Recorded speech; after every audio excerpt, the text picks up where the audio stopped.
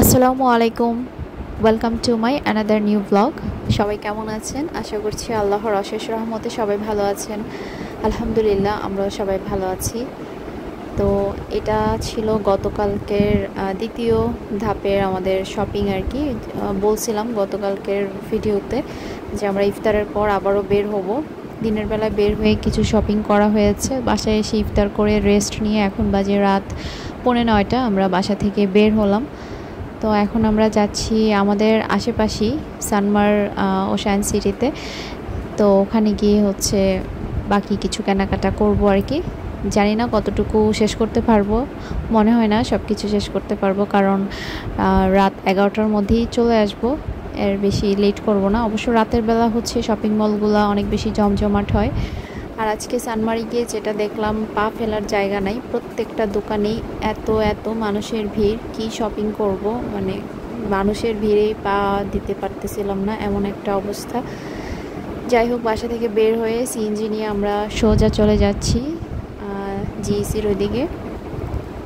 তারপর যাওয়ার আগে আরেকটা কাজ ছিল, খুব ইমার্জেন্সি একটা পার্সেল ছিল। ইমার্জেন্সি বলছি কারণ এটা হচ্ছে মানে ডিলে করা যাবে না, মানে অর্ডার কনফার্ম করার পর সাথে সাথেই হচ্ছে পাঠানোর কথা বলা হয়েছে আর কি। তো সেজন্য আমরাও আর ডিলে করি নাই। আর আজকে দিনের বেলায়ও পার্সেল ছিল, সেগুলো তো দেওয়া হয়েছে। তো এটা হচ্ছে মানে এই যে মাত্রই কনফার্ম হলো আর কি। কনফার্ম হওয়ার পরই বললো যে যেন আজকেই পাঠাই দিই আমরা। তো সেজন্য আমরা সুন্দরবন কুরিয়ার সার্ভিসে এসে, তো আরিশের বাবা হচ্ছে পার্সেলটা কুরিয়ার করলো আর কি। আর আমি সিএনজিতে বসেছিলাম। আর তারপরেই তো আমরা চলে আসলাম সানমারে। সানমারে এসেই তো এত এত মানুষের ভিড় দেখে আমি ভাবতেছিলাম এত মানুষের ভিড়ে কিভাবে যে আজকে কেনাকাটা করব আল্লাহই জানে। অবশ্য ঈদের সময় এইরকমই হয়। আর আজকে শপিং করার মুহূর্তে শপিং মলে অনেক আপুদের সাথে আমার দেখা হয়, পরিচয় হয় সরাসরি। সবাই তো আমাকে ভিডিওতেই দেখে, আজকে অনেক আপুদের সাথে আমার হচ্ছে সরাসরি কথা হয়।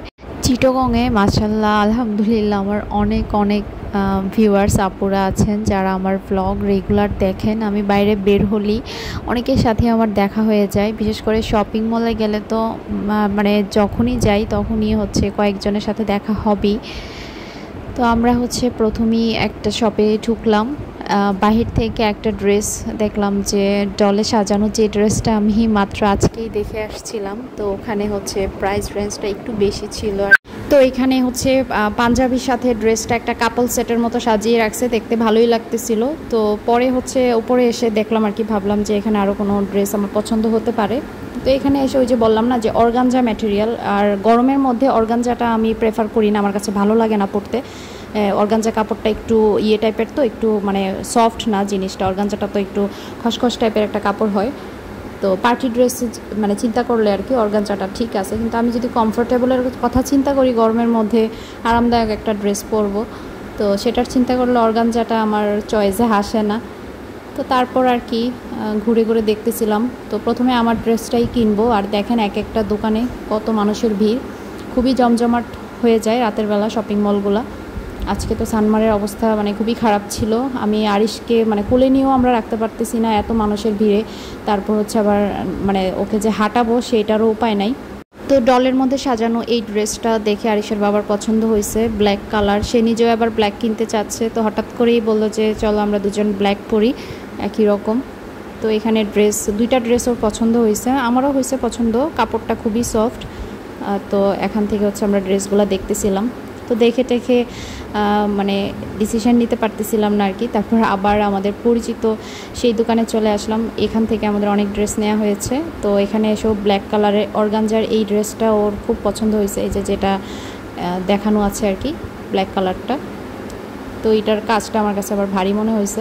মানে আমি না ড্রেস কেনার সময় এত বেশি মানে চুজি হয়ে যাই, মানে কি বলবো, মানে ডিসিশন নিতে পারি না যে কোনটা নিব। তো এই ড্রেসটা আরিশের বাবা আমাকে খুব বলতেছিল যে এটা নিয়ে নাও, ড্রেসটা পরলে ভাল লাগবে, বাট এটার ওড়নাটা ভাল লাগতেছিল না। তারপর এদিকে এই ড্রেসটা আবার আমার পছন্দ হয়। তারপর এটার মধ্যে আবার কালার চাচ্ছিলাম, কালার আবার নাই, একটা কালার। তো সব কিছু মিলিয়ে আসলে পাওয়া যায় না। ড্রেস পছন্দ হলে ওড়না পছন্দ হয় না, ওড়না পছন্দ হলে ড্রেস পছন্দ হয় না, এই আর কি ব্যাপার। তো তারপর ঘুরে টুরে একটা ড্রেস নিয়েছি সিম্পলের মধ্যে, কমফোর্টেবল, কাপড়টা খুবই আরামদায়ক, এরকম একটা ড্রেস নিয়েছি। তো কোনটা নিয়েছি সেটা দেখতে হলে আমার মানে শপিং ব্লগটা দেখতে হবে আর কি, মানে এটাও তো শপিং ব্লগ, মানে হোল শপিং সব কিছু শেয়ার করবো আর কি, যা যা কিছু কিনলাম। আর এবার আমি খুবই লিমিটেড শপিং করতেছি, অনেক বেশি কিছু কিনবো না, অল্প কিছুই কিনবো।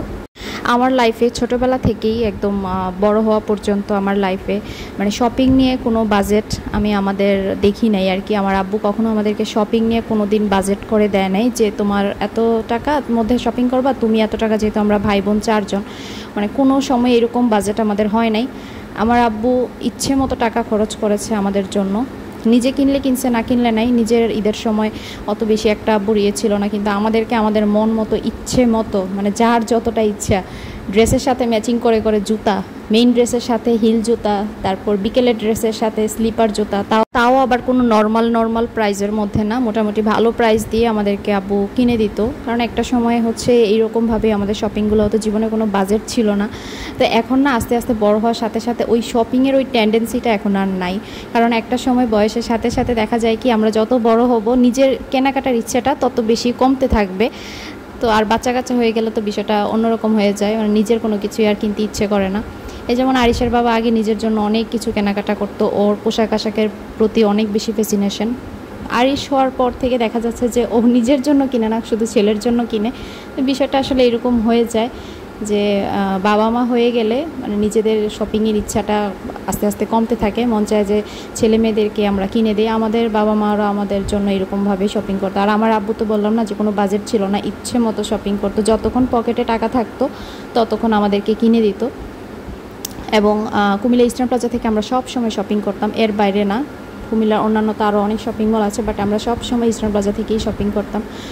তো একটা সময় আসলে অনেক ড্রেস কিনবো, মানে ড্রেস আবার দেখাবো না, লুকায় রাখবো। এখন তো ব্লগ করি, ড্রেস সবাইকে আগেই দেখাই দিই, ওই রকম কিছু থাকে না। আর আমার আব্বু নিজের যেটাই পছন্দ হতো অনেকগুলো করে আমাদেরকে ড্রেস কিনে দিত। তো আলহামদুলিল্লাহ এখনও ওইরকম কোনো মানে বাজেট তৈরি হয় না আমাদের যে আমার এত রেঞ্জের মধ্যে কিনতে হবে, এরকম কিছু না। বাট ওই যে ইচ্ছেটা আগের মতো নাই, মনে হয় যে এত ড্রেস দিয়ে কি হবে, একটা নিলেই তো হয়, এত জুতা দিয়ে কি হবে, একটা নিলেই তো হয়, উল্টাপাল্টা কসমেটিক্সে আহামরি খরচ করব না, এরকম মনে হয় আর কি। একটা সময় তো মানে শুধু কসমেটিক্স নামাতাম, মানে ইচ্ছে মতো নামাতাম, আর আব্বু সব প্রাইস করে টাকা দিয়ে দিত, এতটুকুই। তো এই ছিল আর কি ব্যাপার। তো যাই হোক, শপিং মল ঘুরে অনেক কেনাকাটা মোটামুটি করেছি আজকে, মানে প্রয়োজনীয় জিনিস কেনাকাটা হয়েছে। আরিশের জন্য কেনা হয়েছে, আরিশের কাজিনের জন্য কেনা হয়েছে, মানে ইয়ের জন্য আর কি, উর্মির বেবির জন্য, আর অন্যান্য সবার জন্যই কেনা হবে। তো আরিশের বাবা নেক্সট ডে আবার বের হবে, নেক্সট ডে আমি আর বের হব না, নেক্সট ডে বের হয়ে মোটামুটি সবার শপিং কমপ্লিট করে ফেলবে ওর বাসার সবার জন্য। তো এই তো আমরা এখন বাসায় চলে যাচ্ছি, এখন বাজে রাত 11:30, আমরা বাসায় গিয়ে পৌঁছাই আর কি। তো ঠিক আছে, আজকে এই পর্যন্তই, সবাই ভালো থাকবেন, সুস্থ থাকবেন, আল্লাহ হাফিজ।